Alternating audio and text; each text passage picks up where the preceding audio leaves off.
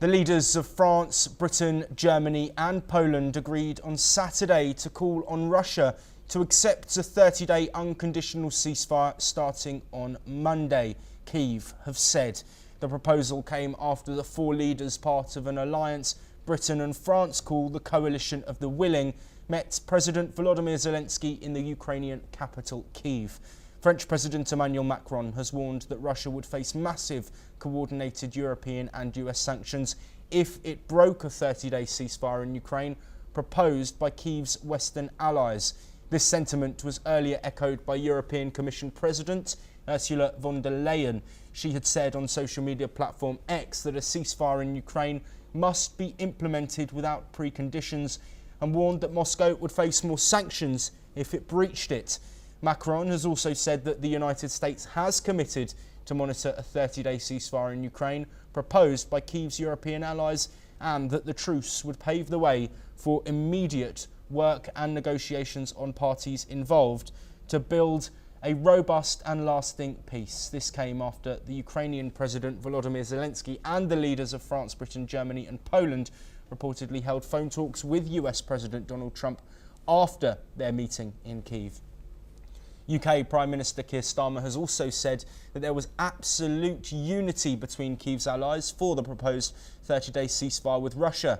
Meanwhile, Russia has shown no signs of halting its 3-year invasion of Ukraine and rejected a similar proposal put forward by the United States and Kyiv in March. Moreover, Moscow warned earlier there could be no truce unless the West halted arms deliveries to Kyiv. Let's take a look at what the EU leaders have said. Und deshalb möchte ich Ihnen gerne sagen, dass wir heute mit unserer Präsenz hier ein sehr klares und sehr deutliches Signal geben. Das Signal, dass wir entschlossen sind, alles zu tun, um diesen Krieg so schnell wie möglich zu beenden. Informiert, und wir sind dankbar, dass der amerikanische Präsident voll und ganz unsere Initiative unterstützt, sie teilt und sie mit uns auch gemeinsam ergreift. Wir arbeiten gemeinsam darauf hin, dass Russland sich endlich auf einen längeren Waffenstillstand einlässt, statt immer wieder neue Vorbedingungen zu stellen.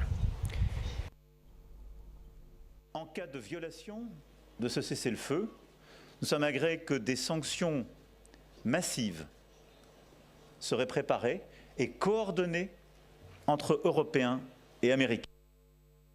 Condition préalable à ce cessez-le-feu, ni de la part des Ukrainiens ni de la part des Russes, qui a vocation à durer 30 jours, sur terre, dans les airs et en mer, avec une surveillance assurée principalement par les États-Unis d'Amérique et auxquels tous les Européens qui y sont prêts contribueront.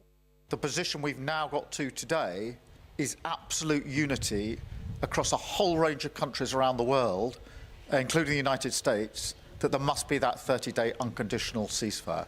That is the greatest unity on this point we have ever had, pulling different countries together. Clear, absolutely, there must be an unconditional ceasefire for 30 days.